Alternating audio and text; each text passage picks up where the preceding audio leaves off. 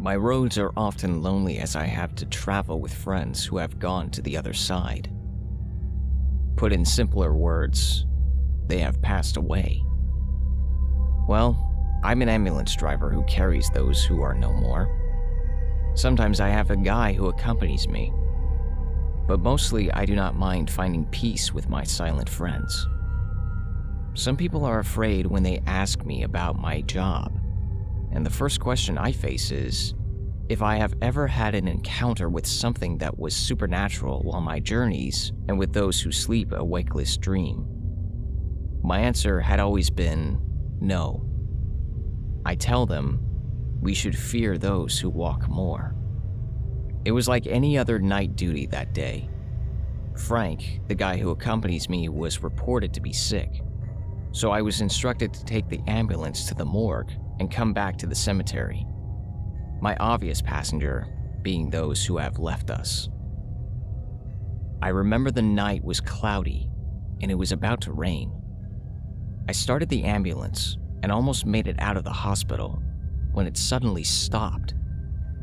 It felt as if the engine almost choked. After a few tries, I could start the ambulance again, but something felt odd while driving it. It felt as if the ambulance was considerably heavier, like 1,000 men who were sitting in the back and holding it down. Maybe that was due to the engine problem, I told myself, and moved out. I wanted to make some quick runs just to avoid the rain, but the sky suggested that I was not going to make it before the rain, and very soon, it poured like cats and dogs.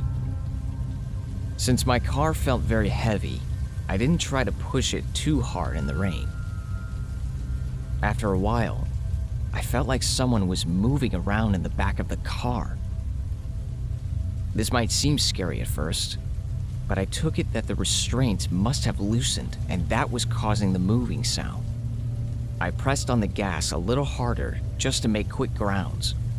The trees on the roads kept swinging as if they were possessed, and I noticed there was a particular tree that had no leaves. That is when I heard a car honked its horns. It freaked me out, so I cautiously slowed down, changed lanes, and waved so that they could overtake me. But surprisingly, they didn't. Rather, it went right behind me and honked its horns again. This made me feel a bit unsafe. Again, I made room for them, and again, the car did the same thing. This time, I didn't move the ambulance, and after a while, the car made its own room and overtook me. I tried to get a look at the driver, but the rain made it impossible for me to get a clear view. At one glance, I saw two sharp eyes looking at me and smiling. Soon the car passed. After a while, a bird flew from nowhere and hit my window. It slid over to the other side and dropped. That really scared me, and I did not know what to make of all of this. And there it happened again. The same car was behind me, and it did the same thing as before.